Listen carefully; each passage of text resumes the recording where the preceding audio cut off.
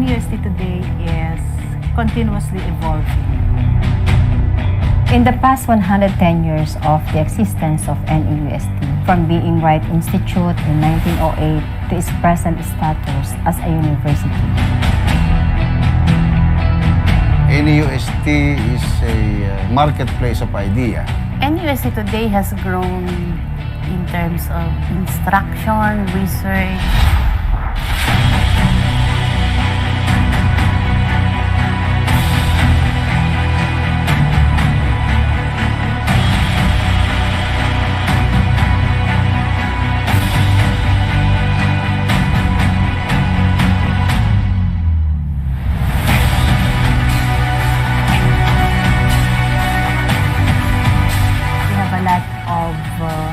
Development now, considering on the academic side.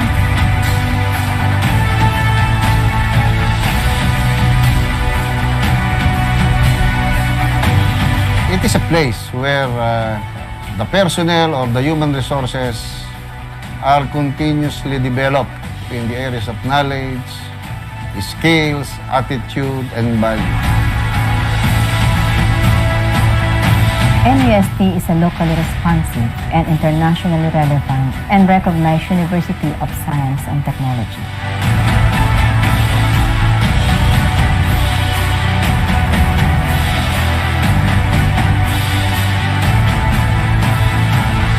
The university is offering a number of programs.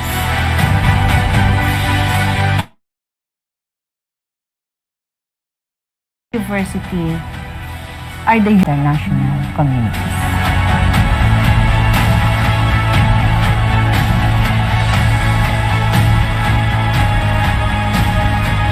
As a union, we should be the exemplar of professionalism in terms of the delivery of public service. As we all know, NEUST is a state university, and as a state university, it is funded by the government. From a trade school to a polytechnic college to a university, NEUST. Excellent researches, sustainable extension projects, and effective and efficient governance.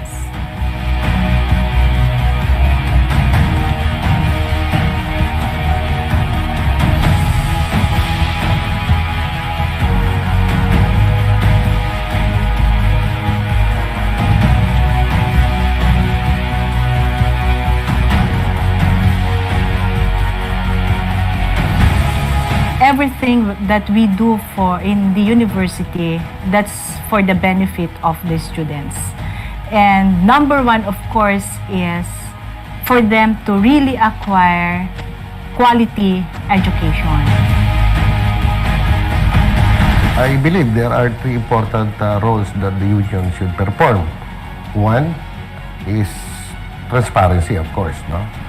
The operation of the university should be transparent to all the members of the union, if not for the officers, to all the members of the faculty and staff. Kaya ang direksyon ng NEUST ngayon ay maging bihasa o maging eksperto o specialize sa science and technology, at sa pamamagitan nito ay mag-contribute tayo sa pangangailangan ng locality, regional, national, at gayon din sa international. Looking forward on how our programs, the different colleges can be center of excellence.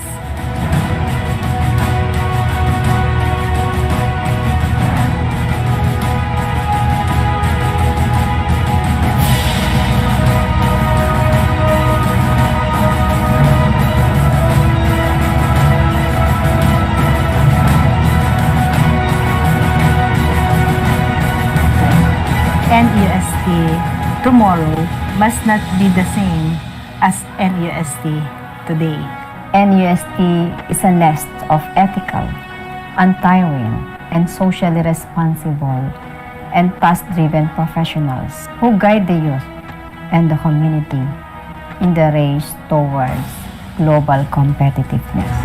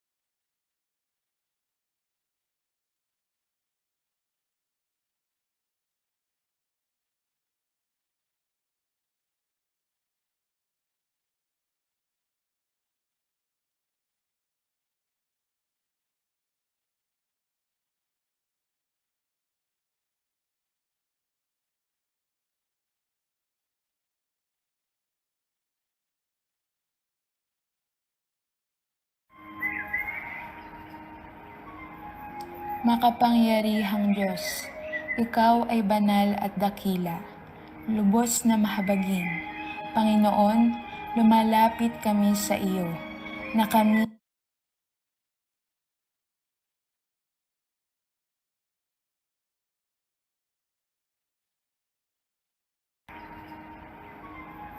Makapangyarihang Diyos, Ikaw ay banal at dakila, lubos na mahabagin.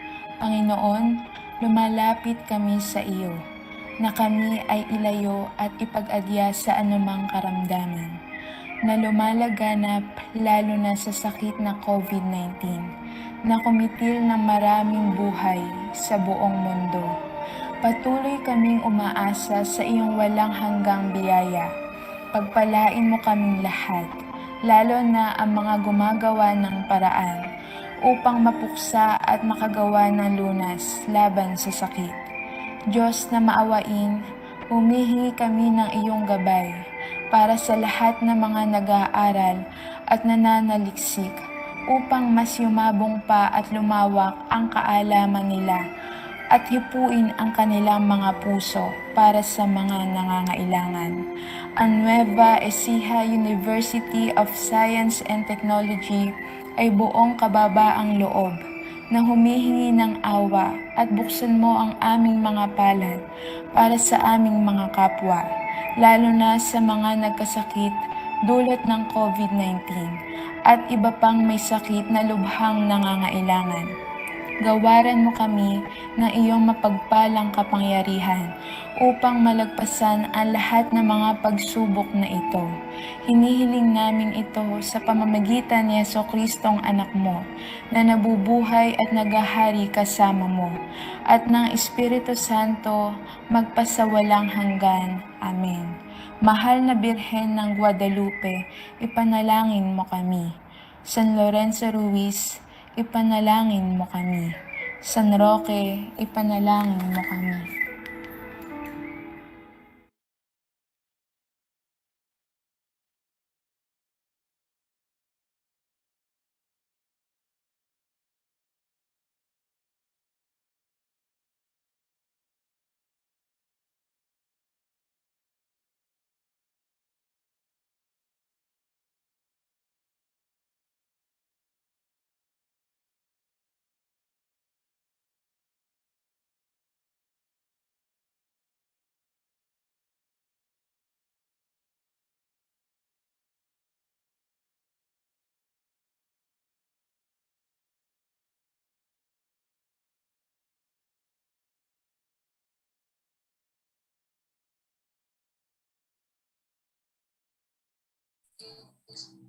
Hello, Allen?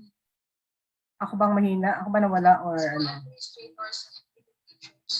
Also provide contextual education, school, classroom policies which allow for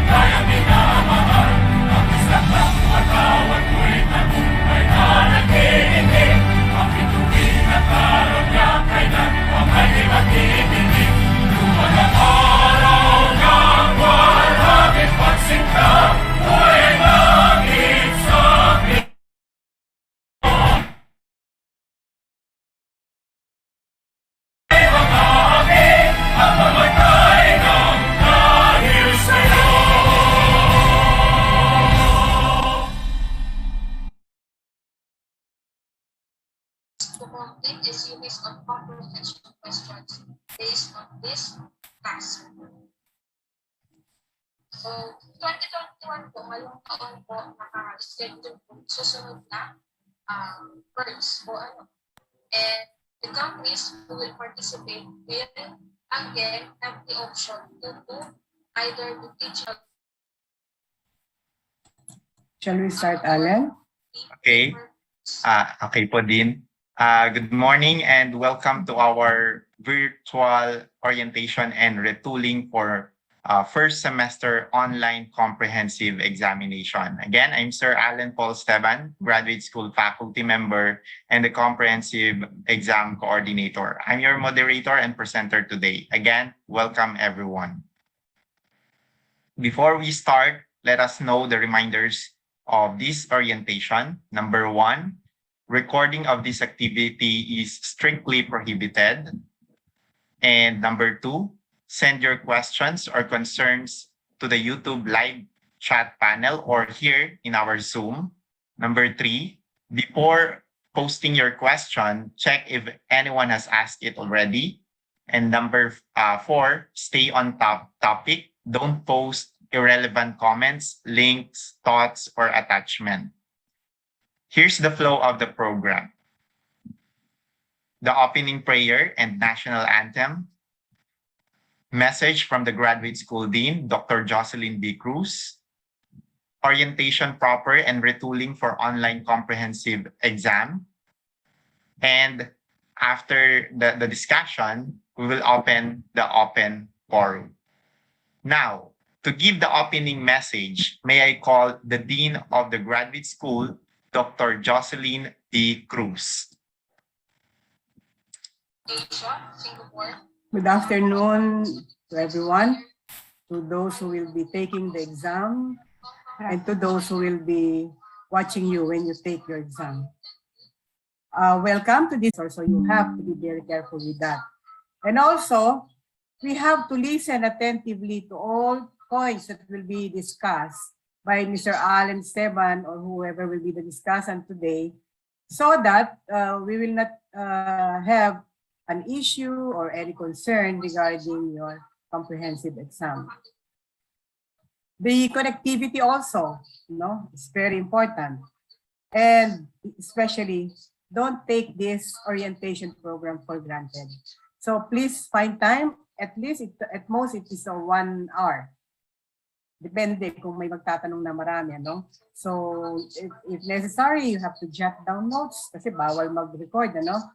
So, with that, with all of this, I am welcoming you and I'm expecting that you will be all this attentive and interested to the program. Have a happy listening day. Thank you.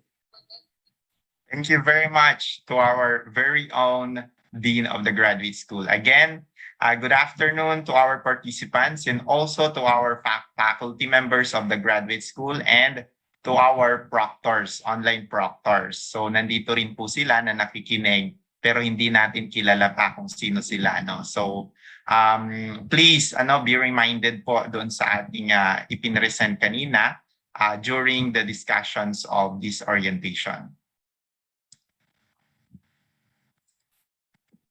Now, let's start the discussion, which is the orientation and retooling for online comprehensive exam.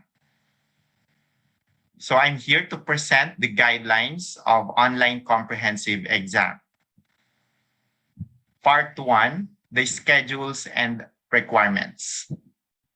Our proposed and tentative exam schedules will be October 30, October 31, November 6, November 7, and November 13. The sequence of the subjects will be based from your prospectus from first subject up to the last.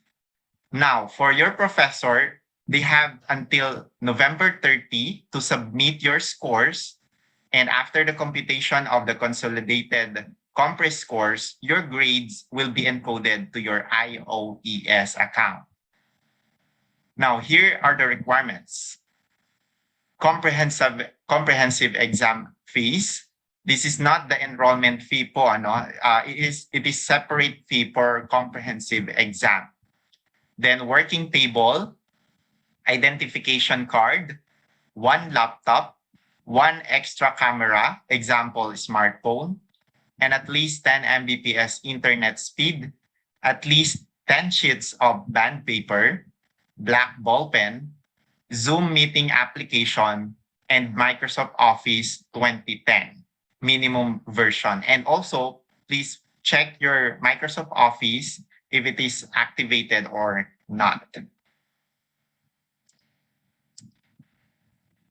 Now, for important links, bago po tayo mag-start ng comprehensive exam, all students enrolled in this subject, which is comprehensive exam, are required to join to our Google Classroom. So, flashing in the screen is the code of the Google Classroom, which is EGHWS3M. So, yung mga hindi pa po nakaka-join, please join us dahil as of now, in the Google Classroom, we only have 70 students pa lang. So we expect 100 students na mag-join sa ating Google Classroom dahil this is our official communication for requirements, for urgent announcement, and other matters. Now, for comprehensive exam questionnaires collection, please visit bit.ly/NEUST-GSCQ. So dito po natin kukunin ang mga professor or name ng inyong mga professor sa bawat subject na iti-take nyo ng comprehensive exam. And then, if you need prospectus, here's the link. bit.ly NEUST-GS-curricula. So please take a screenshot of these important links. And also we will upload and we will post these links to our official Google Classroom. Here's the amount of fees per program for the comprehensive exam. Take note po, this is a separate fees from your enrollment fee. So babayaran pa po natin ito bago mag-start ang comprehensive exam. So you can pay these fees online through Land Bank link-based portal, or you may visit the NEUST cashier at General Tino, Cabanatuan City. Again, please wait may announcement kung pwede na magbayad. Kasi we will be tagging you as a qualified student to take the comprehensive exam bago po mag-reflect yung inyong assessment sa inyong mga kanya-kanyang account. Again, please take a screenshot of these fees for different programs. Now, let's talk about the guidelines. The comprehensive examination will be administered via Zoom meeting application and Google Classroom. The Google Classroom will be our official communication tool directly to our students, and the Zoom meeting application will be using as an actual administration of the comprehensive examination. So this is a requirement for each student na magpa-participate sa ating online comprehensive exam. There will be 4 examinations a day, and each subject will be administered for 1 hour and 30 minutes. The table below shows the time allotted for each examination. So again, we have 4 subjects every day, and we have time allotted for each examination. Let's say, for example, for subject number 1, the downloading time will be 7:50 a.m. until 8 a.m. Then the exam proper will be 8 a.m. up to 9:30 a.m. That's 1 hour and 30 minutes. And you will be given a time for uploading, which is 9:30 a.m. up to 9:45 a.m. And same with the other subjects, same po. We have allotted downloading time and uploading time. Our lunch break is 11:45 a.m. until 12:45 p.m. Again, You will be given 10 minutes to download your exam and another minutes to upload your answer. Each subject will be administered for 1 hour and 30 minutes only. Examinees will be grouped per program and with a maximum of 20 examinees in a Zoom examination proper. Each examinee must provide any identification card showing his or her picture and full name. I will release the groupings on next week with the link kung saan kayo magkikita ni Proctor. So please stand by with our Google Classroom. During the examination, the examinees are required to use laptop with camera that will be focused on the face of the examinee and one extra camera that will be focused on the screen of the laptop and the working table of the examinee. The cameras shall capture the examinees from head down to their working table for the proctors to clearly monitor the examinees during the examination. So we have a picture for a demonstration here. Your laptop camera will be facing to your face, half body, and then one extra camera, let's say, for example, your smartphone will be focused on your laptop and your working table. The test questions will be provided by the professors in Word file so that the examinees could edit and type their answers on the same papers. So yung ibibigay sa inyong exam with your proctors, ay dun nyo na rin isasagot or ilalagay yung inyong mga answers. When images, drawings, and or solutions may be required to answer questions, these shall be written on a band paper and the examinees shall insert the copy of the pictures to the official answer sheet or to the Word. So, ngayon pa lang po, mag-practice na tayo mag-insert ng mga images from external file to your Word file. Number 6, after each examination, another 10 minutes will be given for the examinees to send their answers in PDF format to the email address of the GS, which is gs.compre@neust.edu.ph. And of course, upload it to the Google form. Again, uulitin ko, after answering your Compre exam, please send your answer sheet to the email address of the graduate school, which is gs.compre@neust.edu.ph. And hindi pa po tapos, after sending it via email, you are required to submit your answer sheet to the provided Google form. The GS email address will be our backup copy of your exam, and the Google form will be the official submission form of the Compre. If the professor of the examinee is no longer connected with the university, comprehensive exam questions shall be prepared by the program chair or the faculty member who handled the subject in the current school year. Altering and modification of the answer sheet format is prohibited. Examinees shall send their exam in the email addresses and upload the file to our Google form. And please use the official format below as our file name and as our subject name.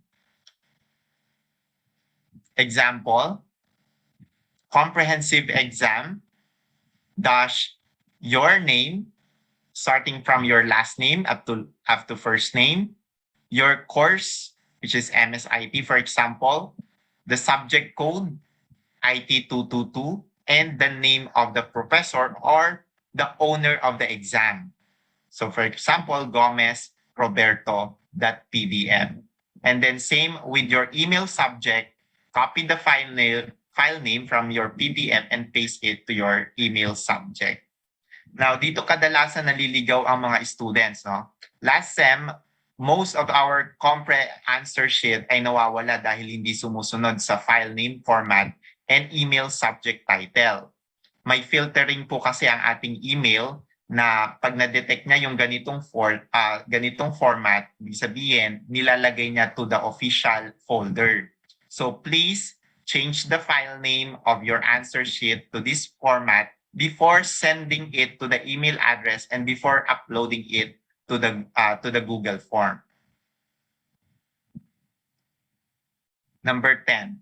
In instances where the examinees failed to submit their exam within the 10-minute period, they may still send it within the next 5 minutes in consideration of the technical problems that may happen. In case of failure to send beyond the additional 5 minutes, the examinees shall retake the exam.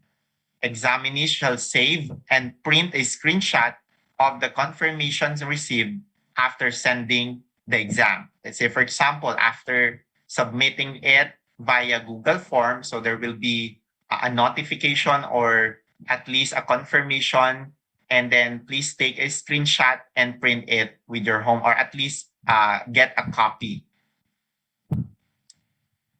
Number 11, examinees are expected to ensure that the minimum internet connection speed is at least 10 Mbps. No?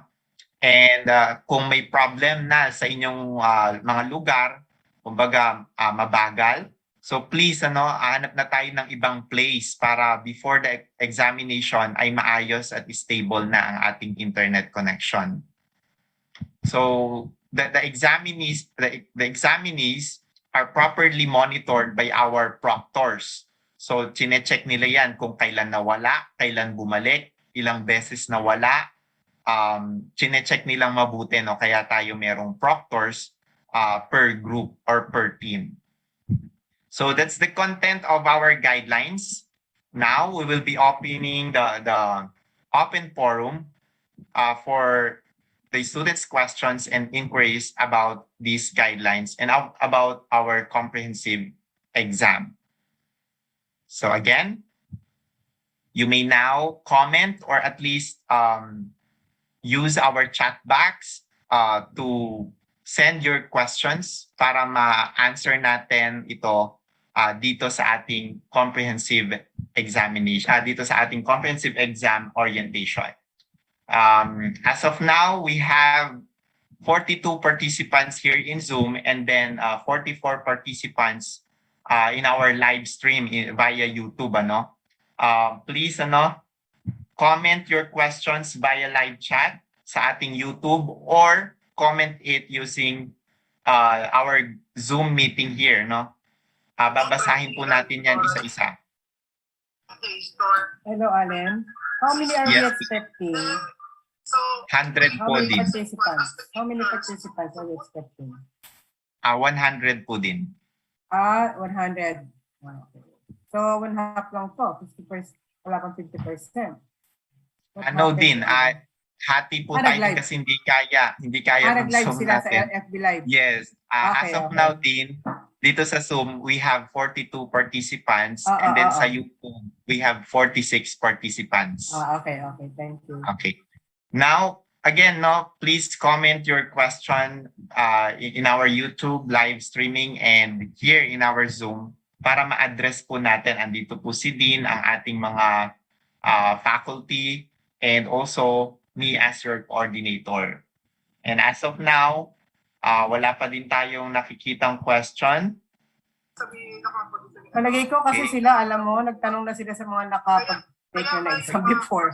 Kaya sila, paano bang gagawin? Kasi nakalagay ito, okay na po sir. Nakalagay. Actually, yes, nakakabalita ako na ganun nga po nangyayari. Nag-a-ask na rin sila ng guidelines, paano ginawa last compre. So, nagkakabalitaan na po. Okay, most likely, magiging maganda result nito. Kasi hindi na tayo mahihirapan, hindi sila mahihirapan na mag-online. Yung ba sa natin sa live, wala ba nagtatanong? Wala po. As of now, wala po. Lahat sila ay nag-good day sa atin and lahat sila ay active, nagko-comment sila. Pero as of now, there's no questions pa po. Same with here in Zoom. Siguro, kailangan na lang natin, yung mga receipt ninyo, you have to submit the official receipt to the one in charge so that it will be recorded. Diba? I understand the official receipt for the comprehensive exam will be uploaded ba? Is it uploaded to your group chat? Or what? Yes po, i-upload po nila yon. Kukunin nila yung copy or at least take a picture and then upload it to our Google Classroom po. Meron tayong Google Classroom yung pinlash natin kanina. Please join po kayo at andun po lahat ng announcement natin.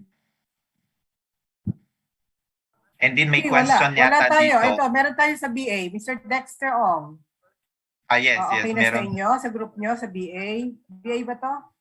BA si Mr. Ong, ano?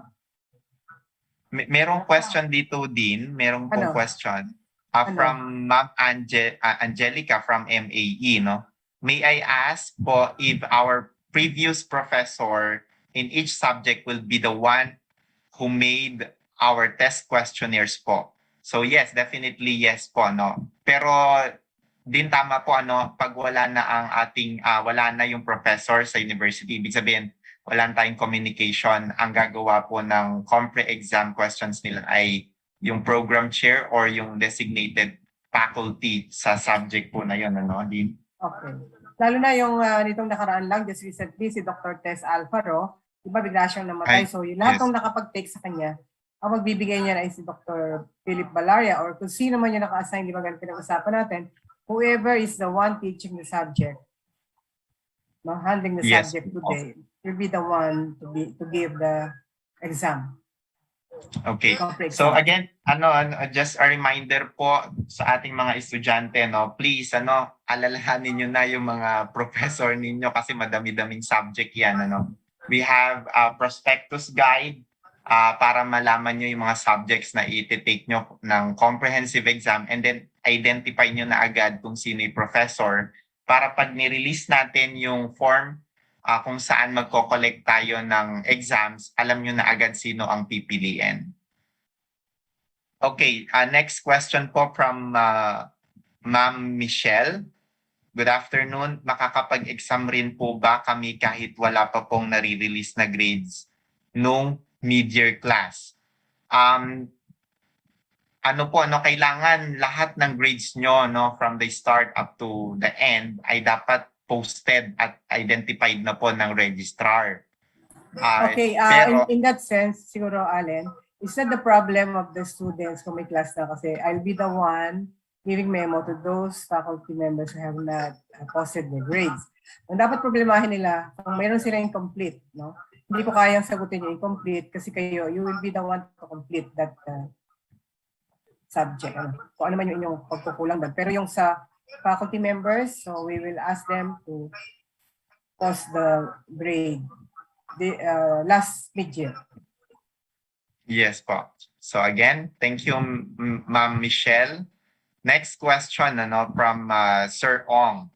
Hanggang kailan po dapat ibigay yung compre fee? So ang ating payment ng comprehensive exam fee ay hindi pa po nag-i-start kasi itatag pa po yan sa ating accounting and then tsaka pa lang po magre-reflect sa inyong mga account. And then after that, mag-a-announce po tayo na kung pwede nang magbayad at pwede nang mag-upload ng receipt. Okay. Once finished na yung evaluation nila kasi once wala nang problema yung record nila, then that's the time, di ba? Ganon. Pinapa-evaluate pa yan sa registrar. Di ba may ganun kayo? Yes po din. Opo, tama. Again, i-evaluate po muna yung inyong mga grades. Titingnan kung kompleto at may grades, walang incomplete at walang failed. After that, itatag na po kayo sa accounting at pwede na po kayong magbayad. So next question from Ma'am Rondon. Ask ko lang if needed ba na both tuition fee and compre fee bayad before we could take the exams.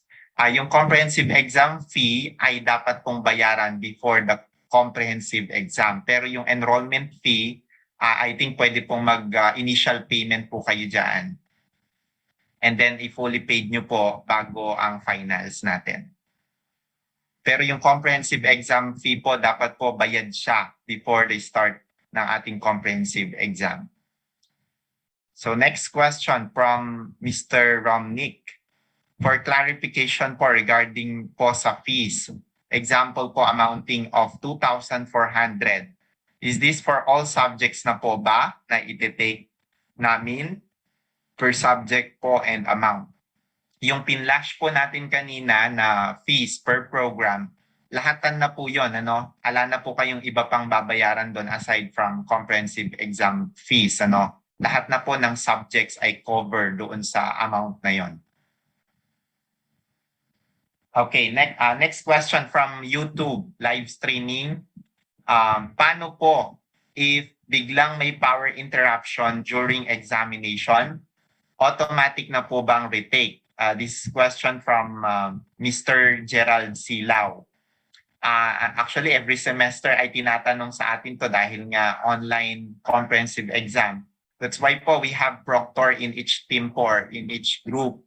In case po na magkaroon kayo ng problem with your power and internet connection, please advise your proctor, no, para ma-record nila dun sa kanilang data sheet and at least mabigyan kayo ng advice kung ano ang gagawin ninyo. Hindi naman po automatic ito ay retake. Basta lang po advise your proctor, inform your proctor about the power and internet connection problem.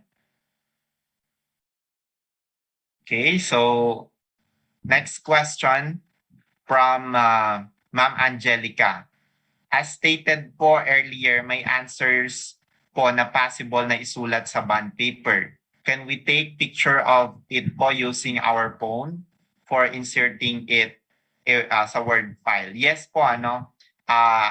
Your smartphone or your secondary camera will be your secondary monitoring tool for the proctors. So pwede nyo pong kunin yung smartphone nyo to take the pictures from the band paper and then upload it to your Word file. Some of our proctors advise you to use applications like cam scanner para mas malinaw yung pag-picture at malinaw yung pag-capture nung nakasulat sa band paper bago nyo siya i-upload sa Word file. Okay, next question from Mr. Gregorio. In case po na mag-retake ng exam, may additional fees po ba? This is a new question. Din may retake po ba? May new fees or additional fees pag may retake? Po, is nasabi na po. Wala na yon. Pag may retake, wala na Iba yun. po na aking pong Okay, so no additional Basta lang fees within the po pag... semester, It's within the yes po. semester, Okay, so basta wag lang kayo maglalapse nitong semester kasi pag pumatong kayo nung next semester ay ibang enrollment na po yun, ano? So kailangan ma-retake nyo siya within this semester. Okay, next. Question from Mr. Emilio Simbulan from YouTube live streaming. Ask lang po ilang weeks ang compre exam namin, ano? Ang comprehensive exam po natin ay 5 araw, ano? Tuwing Saturdays and Sundays. So, kung ma-share ko po ulit, share ko po ang ating schedule. Ito po ang ating schedule ng ating comprehensive exam. Please take a screenshot. October 30, October 31, November 6, November 7, and November 13. So possible po, baka mabago ito dahil sa mga emergency, urgent reasons, pero this is our proposal schedule, ano, for the comprehensive exam this first semester school year 2021-2022. And then the checking of exams from your professor will be November 15 until November 30. And then the grades and coding will be December 1 up to December 4. Okay, next question from Miss Perez. Sir, pwede po ba kami pumunta ng NEUST para tanungin mismo ang dating prof nung mid-year about sa grades? Okay, just Miss Michelle, ano? you message Mr. Allen Paul privately about the name of the professor so that I have to act on this. Okay, okay. Sige po din. Note test po. Privately, I-note ko po ang, yes po. I-note ko ang pangalan ni Miss Michelle Perez para at least makapag-communicate kaming dalawa po. Okay, thank you, Ma'am Michelle. Another question? Again, please comment your questions in our YouTube live streaming or here in the group chat. Okay, so I think no questions na po. Kaya, okay, another question from MBA program. Good afternoon. What if po may maging conflict sa schedule ng certain date ng exam due to work-related travel? Pwede po bang mag-resched yung mga subjects na hindi ma-take? Din? Okay, kung may ganyan, you have to submit to me a letter with the memorandum or letter from your superior or kung saan man yung seminar na yun, and it must be approved by the dean para makapag-retake kayo on another schedule. Kasi kung work-related dyan, wala tayong magagawa. So, yun lang letter, kung ano man yung letter mo, naka-attach yung letter yung kung sino man yung pagsa-seminaran mo or kung ano man yung gagawin mo, kailangan ay naka-attach para may basis ako on approving the letter. Okay, so again, don't forget a written request addressed it to the dean of the graduate school para at least approvean or at least mai-check ni dean yung mga supporting documents. And then this file is not needed po na i-submit physically. So you may send it via Messenger, via Facebook, or with me para mabilis po ang ating communication. Okay, next.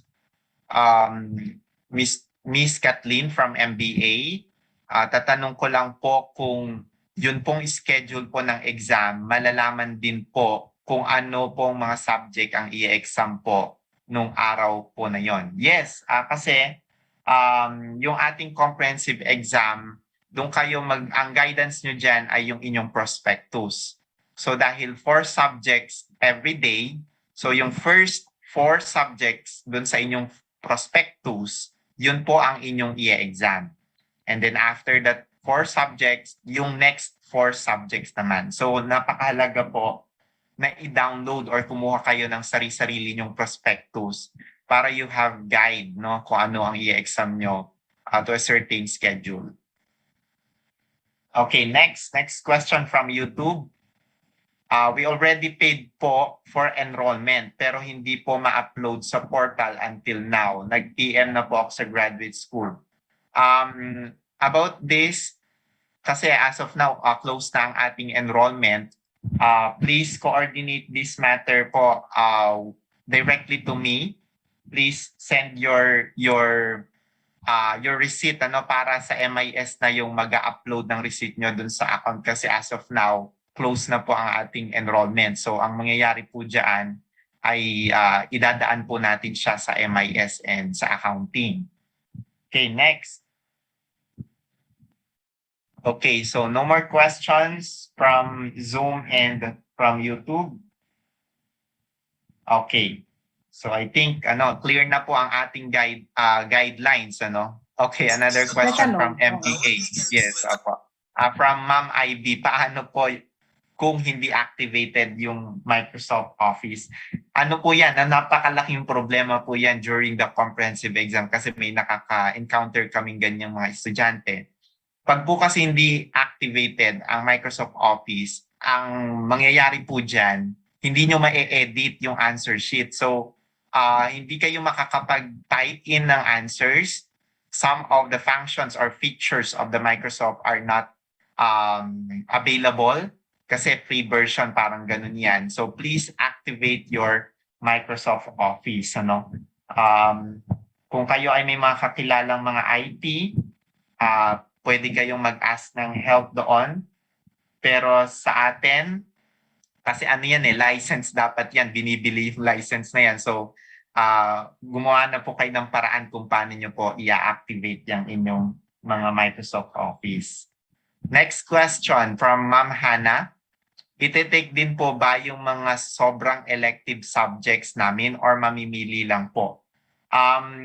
Pag electives po kasi, may ano po yan, minimum number of units lang naman ang ite-take. So dahil yun lang po ang binayaran, yung certain subjects from core, major to electives, pipiliin nyo lang po yung subjects na kung ilan lang dapat, kung 2 or 3 subjects base doon sa inyong prospectus. So, napakahalaga po na magkaroon kayo ng sarili nyong prospectus.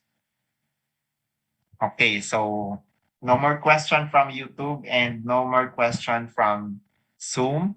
So I think that's the end of our open forum, and after the closing remarks for the guidelines of Dean Cruz, we will be moved to our retooling. So after the orientation po kasi meron tayong retooling. Parang tips po ito no during the online comprehensive. So magbibigay lang po si Dean ng kanyang closing remark. Then after nun po, wala po munang aalis. Wala po munang aalis yung ating mga estudyante, lalo na yung estudyante dahil meron tayong... Pati yung nasa live, ano? Kasama yes yan? po, wala pong aalis na student. Okay, now to give the closing remark, may I call again our supportive, very own Dean of the Graduate School, Dr. Jocelyn Cruz. Okay, thank you so much, Mr. Allen Esteban, and also to the proctor with us, to the faculty members who are here with us. Thank you so much for your time, and also with the students who will be taking the exam come October 30. Now, my request to you, my dear students, is to follow the directions and to please give attention to the requirements needed to avoid hassles and for us to have a harmonious relationship until you finish and you have a passing grade to your comprehensive exam. I know that everyone will pass the comprehensive exam because all of you are now, I know, are coming to your Zoom meeting with your professor. So with that, God bless your comprehensive exam, and also God bless the proctor. God bless your online connectivity. Thank you. Maraming salamat po, Dean Jocelyn Cruz. Again po, wala po munang aalis sa ating mga estudyante kasi meron po tayong retooling. Ang retooling po ay napakahalaga. Excuse me, Allen. Can I leave yes. Kasi may observation of classes ako, no? Yes po, Okay, Dean. okay, Yes po. Salamat po, Dean. Okay. So again, to our students po, graduate school students, please don't leave the session kasi meron po tayong retooling at isa po ito sa napakahalaga kasi bibigyan po kayo ng mga tips at ano po ang mga gagawin nyo during the comprehensive exams. So now let's start. So the guidelines is clear. It is time to help you with the technicalities of the online comprehensive exam at the graduate school. So this is a retooling session for the graduate school students. So here's our content: camera setups and techniques, downloading comprehensive exam, getting started with comprehensive answer sheet, attachment of pictures, converting Word file to PDF file, and submission of answer sheet. Now, for the camera setup, here's the sample. The laptop camera will be focused on your face and the extra camera will focus on your screen and working table. Pwede kayong gumamit ng mga phone clip for the extra camera, no? Pinapakita ko ngayon yung mga sample phone clip. So, kung may mabibilang kayo dyan, at kung may magagamit, paki-set up na, no? Magandang i-set up nyo na siya ng maayos before the comprehensive exam para pag the time na magko-compre na, uupo na lang kayo, no? Dun sa table. For the distribution of the exam, the drive link will be sent to you by your proctor and you will now able to see your exams. So, merong link na ipoprovide sa inyo via Zoom and then in that link, you will now able to get or download your comprehensive exam questions. So makikita nyo to in some of the folders in a Google Drive, don't forget to click the list view, no? List view para makita nyo ang full name ng file. Kasi possible kasi in one subject, there are different professors. So mahalaga na piliin nyo yung inyong professor, yung name or yung talagang professor nyo in that subject. So here's the sample. After clicking the list view, no, makikita nyo yung complete file name ng ating comprehensive exam. Now, to download, just hover that file, and then click download at the right side. If you have difficulties or problem encountered during downloading the file, please call the attention of your proctor. After downloading the file, ito ang makikita nyo, no? The answer sheet of the comprehensive exam with the questions from your professor. So before answering the exam, don't forget to click Enable Editing. Lilitaw po yan sa pinakataas, kulay yellow. So don't forget to click Enable Editing bago sumagot. After clicking that button, you may now start answering the comprehensive exam. You will be given 1 hour and 30 minutes per exam to finish it. So again, don't forget to type in your full name, your email address, the date of online exam, your course, and then the semester and school year. Now, if you want to attach an image from outside of the Microsoft Office, just click Insert and then click Pictures and locate the image. If you have problems in inserting the image, please ask your proctor. If your exam requiring you to solve some mathematics formula or something you need to illustrate, you can use Google Jamboard. It's free and it is available in the internet using a browser. Just press print screen from your keyboard and paste it to your Microsoft Word pag tapos na yung inyong solution or yung inyong illustration. In Microsoft Word, you can insert some symbols. Just click Insert tab, and then click Symbol. And then we have a lot of options here, sa symbols. Baka kasi kailanganin nyo yan sa mga mathematics and other subjects. Shapes is also allowed in Microsoft Word. Just click Insert and then click Shapes. And then you may now choose some of the available shapes in the Microsoft Word. Now, PDF file is a requirement before submitting your answer sheet. So here's the easiest trick, how to convert your MS Word file to PDF file.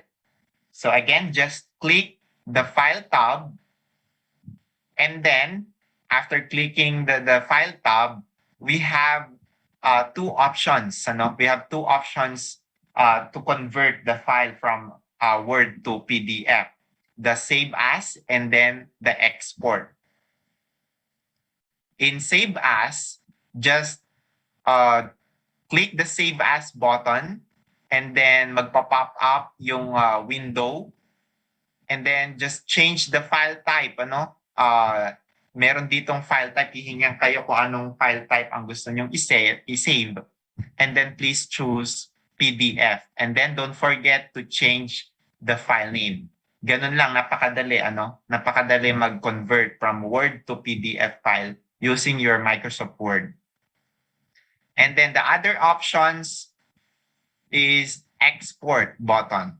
So just click, after clicking File tab, click Export and then create PDF document and then create PDF.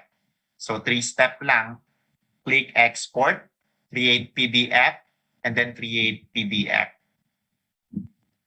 And then magpa-pop up yung window Basta mag-pop up yung window, don't forget to change the file name. Maliligaw po ang inyong mga sagot. At pag hindi nyo po nasunod yung ating format, possible maligaw nga yung inyong sagot. And then, save as PDF file. And then click publish.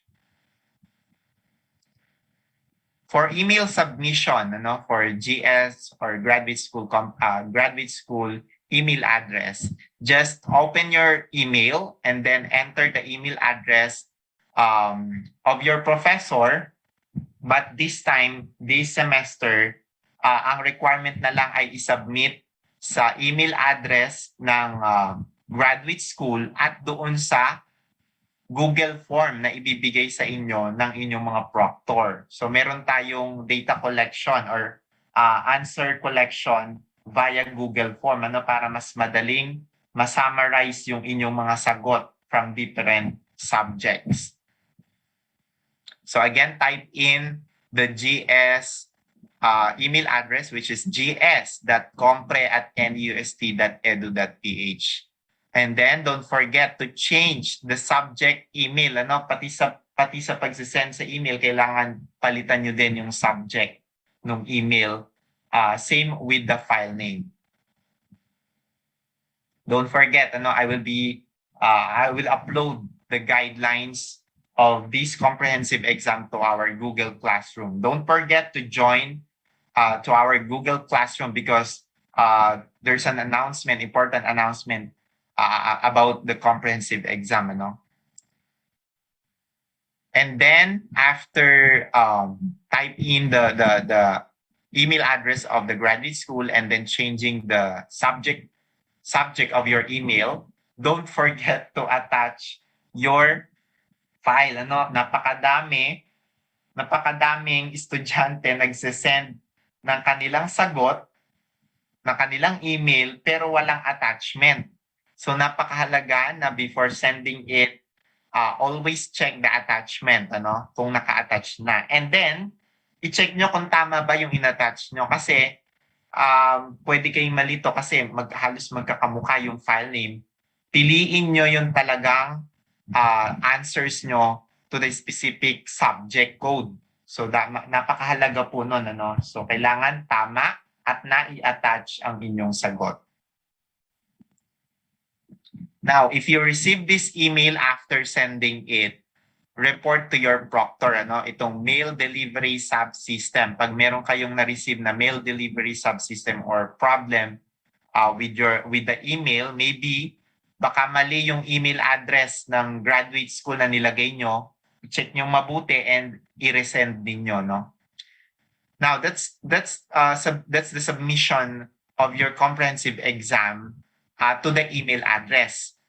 And then after submitting it via email, kailangan nyong isubmit ito via Google Form. Meron tayong Google Form ipoprovide sa inyo ng inyong mga proctors kung saan dun nyo i-upload yung inyong mga sagot din.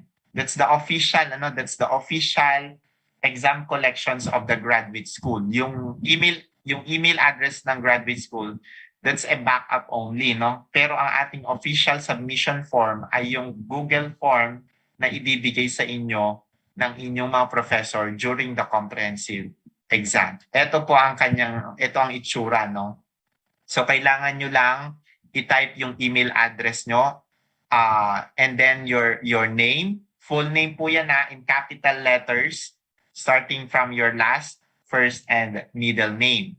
And then choose your program, choose your subject, and then choose the exam owner. Sino yung owner ng exam na yon? This will be your professor. And then upload or attach your file. Always check the file name of your exams. Kasi dapat tugma yung inyong file name doon sa inyong records or sa name, sa subject code, and then the owner of the exam. And then please also check the size of the file. Dapat hindi lalagpas sa 10 MB. But sa mga nakatapos ng comprehensive exam, hindi naman lumalagpas karaniwan kahit na madaming attachment. So, make sure lang tama ang i-attach nyo. And then, magsasubmit kayo for each subject. So, paulit-ulit yan, na isasubmit nyo in each subject. So, bawat i-exam nyo, submit ng Google Form at isend sa email address. Okay, so that's the end of our retooling discussion. Now, it's time to throw your question about this retooling session. So again, please comment your questions to our YouTube live chat panel and then here at Zoom kung kayo ay may mga sagot at babasahin natin yan at masagot ng direct kung ano pa ang ating mga pag-uusapan. So again, no more questions. No more questions about the retooling. Okay, from Ma'am Ivy, Sir, what if mag-exceed po ng 10 MB yung file name? Well, to answer that, as per our previous comprehensive or online comprehensive exam, wala kahit isang lumagpas ng 10 MB. Now, pag lumagpas, meron tayong mga tinatawag na PDF compressor online. And then, ang inyong mga proctor pala ay mga IT experts. Ibig sabihin, alam nila yung mga kasulok-sulukan, paano mag-convert, mag-compress, mag-attach ng image. So please ask assistance from your proctor to compress your PDF file. But then, sabi ko nga, wala pang lumagpas ng 10 Mbps. Pinakamalaki na yung 6 MB. Yung nakita ko, 6 MB yung pinakamalaki. Okay? Next. For Dexter Ong, hindi na ba sir isasend sa email ng professor? Ganito yan. Yung ating yung naunang 2 comprehensive or online comprehensive exam, ang ginagawa natin to submit your answers is to submit to the email address of the graduate school and to the email address of your professor. Now, ganito. Ako as a coordinator and your professor, nahihirapan sila na hanapin yung inyong mga sagot kasi yung ating mga professor ay mostly senior, medyo hirap nang hanapin yung mga file sa kanilang mga email address at yung iba ay napupunta sa spam. So yung email address ng graduate school, i-retain natin yon as a backup copy. And then, yung second, yung kapalit na dapat isa-send nyo sa professor, ang kapalit nun, isa-submit nyo na lang dun sa Google Form. Kasi sa Google Form, pag na-collect na namin lahat ng sagot ninyo, isosort namin yon by professor. And then yung list na yon ay ibibigay namin sa professor with the link of your answer. Andun na agad, i-click na lang nila yung link. And then dun na rin nila gigradean yung ibibigay naming Excel. So napakadali, para madali sa kanila at walang nakakalimutan na bigyan ng grades. Kasi minsan nga may naliligaw na papel. Kaya ito yung ginawang paraan ng graduate school para mas mapaayos at mas mapabilis ang collection ng grades. So again, uulitin ko, ang gagawin natin ngayong semester ay magsasubmit ng inyong mga sagot sa graduate school email address which is gs.compre@neust.edu.ph at isasubmit sa Google Form. Again, sa Google Form sa Google Form. And then kami mismo, kami na lang sa graduate school ang magfo-forward ng inyong mga sagot papunta sa inyong mga professor kompleto at with the following links of your answers. Ganun po ang ating sistema ngayon. Next, from Mr. J. Mark. Sir, kahit po ba sa pagsisend sa email per subject din po ba? Yes po. After makomplete ang isang subject, send to the email address, send to the Google Form. Then, after that, magkukuha kayo ng bagong subject, same routine po, send to the email address, send to the Google Form. Real time po kasi ang submission natin, hindi natin pwedeng kolektahin sa buong araw and then one send lang. Hindi po. Kailangan real time kasi minomonitor po ang time submission. Next. Okay lang po ba may note or paper kami sa table, nakalagay doon yung format ng file. Kailangan as long as ano po, malinis ang inyong working table, pwede po kayong mag-note ng format ng inyong file sa maliit na papel sa inyong table. Pwede po 'yon. Pero yung halatang-halata na may notebook, may book, that is not allowed po. Next, from Ma'am Rondon, yung sa schedule po ng Compre, magagamit po ba yung 5 whole days or may designated schedules lang po? Then would be we able to know the subject will be taking ahead of time po. As of now, after the orientation, pwede nyo nang malaman yung i-exam nyo for the first day. Kasi nga po, ang sequence ng ating comprehensive exams ay ibabase po sa inyong prospectus. So napakahalaga po na meron kayong copy ng prospectus. So magsisimula po ang exam nyo from top. Kung ano po yung unang subject na nandun sa inyong prospectus, yun po ang unahin pababa hanggang maubos po. Now, yung question kung yung 5 days, full days ay magagamit, hindi po kung matapos ng maaga, let's say 4 subjects every day at wala nang kasunod, let's say for example, ika-4th day, wala nang kasunod, ubos na, then wala na po, hindi na po kayo attend sa ika-4th or ika-5th day. Minsan, ang uma-attend lang po sa ika-4th at ika-5th day ay yung mga doctorate program, which is marami silang subjects kaya inaabot ng 5 days. Pero yung master, kadalasan inaabot yan ng 3 to 4 days. After po noon, hindi na po sila uma-attend. Next, from Ma'am B2, good afternoon. Sir, every subject po ba ino-notify si proctor na end na ang time for that subject? Ino-notify kayo ni proctor kung mag-e-end na yung session or yung time for a specific subject. And then ino-notify nyo din si proctor kung na-send nyo na yung inyong sagot para at least aware naman si professor or si proctor, baka kung ano-ano na lang ginagawa nun pala tapos na kayo, baka mapagalitan kayo ni proctor. So, inform your proctor kung na-submit na yung sagot, natapos na, at i-inform din kayo ni proctor kung matatapos na yung time ninyo sa specific subjects. Okay, next. From Mr. Sanchez, naka-indicate po ba sa test paper yung subject code at name ng professor? Yes, nakalagay po yung name ng professor and even the subject code.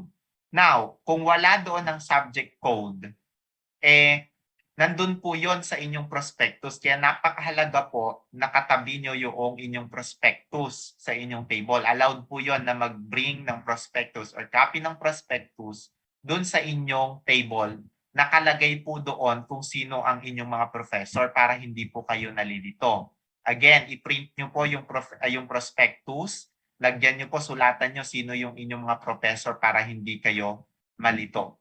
Okay? Next. Ano po ba ang minimum specs for laptop when using Zoom? For laptop, I suggest at least 4 GB RAM. Sa storage, wala naman. Usually, standard naman ang size ng ating mga laptops. Pagdating sa memory, at least 4 GB lang, 4 GB RAM. And then sa phone naman, same, at least 4 GB RAM or at least, ngayon, kung meron kayo 8 GB RAM, mas madali, or mas mabilis, mas convenient. So, at least 4 GB RAM. Okay? So, merong mga case na mga hindi pa available yung comprehensive exam ninyo galing sa inyong mga professor. So, possibly ma-adjust yung ating schedule at yung mga wala pang exams from professors ay ma-move sa dulo. So, pwedeng mangyari ganun. Kaya please use the time na preparation na mag-review sa iba't ibang subjects para in case na mangyari yon ay at least prepared kayo. Next. from Danica. How about the processor? About the processor, at least ang ating nakikita ko ngayon na mga laptop specification is at least i3. Kung wala kayong i3, quad-core, okay na rin yon. Dual-core, na-try ko na siya dati, pero medyo hirap, lalo na mag-o-open. Questions na po? Okay, so again, please join to our Google Classroom kasi may mga mahalagang announcement po doon na i-announce bago po mag-conduct or bago tayo magkaroon ng comprehensive exam. Meron kayong mga kailangan i-fill out at sagutan. Napakahalaga po nun. Without that, hindi po matutuloy ang inyong comprehensive exam. So kailangan mag-join po kayo sa Google Classroom natin. Okay, question from Ma'am Elaine. Good afternoon po. Ino-notify po ba kami kung ma-move ng schedule ng isang subject? Last semester, hindi kami nakapagbigay ng notification. Right ng student kung tatanggapin niya i-exam yung for the next day or tatanggihan niya. So please ask your proctor na lang kung gusto nyong kunin na or gusto nyong ipagpabukas na lang kung hindi available yung subject. Okay, so that's the last question. Now, for the attendance sheet for this orientation, please visit this link, bit.ly/compre orientation. Again, bit.ly/compre orientation for the attendance of this orientation. Kung wala po kayong attendance dito, ibig sabihin hindi po kayo umattend ng ating online comprehensive exam orientation at pwede kayong hindi makapag-exam during the day. So again, thank you for coming. Thank you for attending to our online comprehensive exam and good luck. Wish you all the best. Thank you. About sa payment ng comprehensive exam, we will announce it via Google Classroom. So don't forget to join to our Google Classroom. Again, thank you very much to our students and also to our proctors na umattend sa ating orientation today. Thank you very much, and also to our faculty members of the graduate school. Again, thank you and goodbye.